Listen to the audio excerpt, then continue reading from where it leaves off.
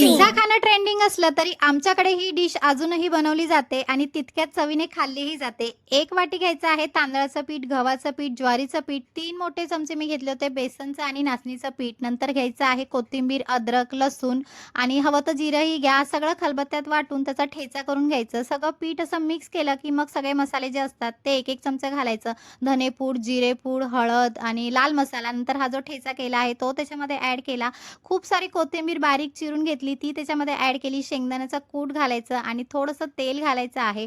सगळं असं मिक्स करून घ्यायचं आणि मग आपल्याला थोडं-थोडं पाणी घालून त्याची कणिक मळून घ्यायची आहे. जास्त घट्ट नाही करायची, थोडी सैलसरच ठेवायची आणि मस्तपैकी अशी कणिक मळून झाली, की एक 15-20 मिनिटं त्याला रेस्ट करायला ठेवून द्यायचं. नंतर घ्यायचा आहे एक कपडा, थोडासा पाण्याने ओला करून घ्यायचा आणि हातालाही पाणी लावून छान असं थालीपीठ थापून घ्यायचं. थोडं होल करायचे म्हणजे खरपूस भाजलं जातं.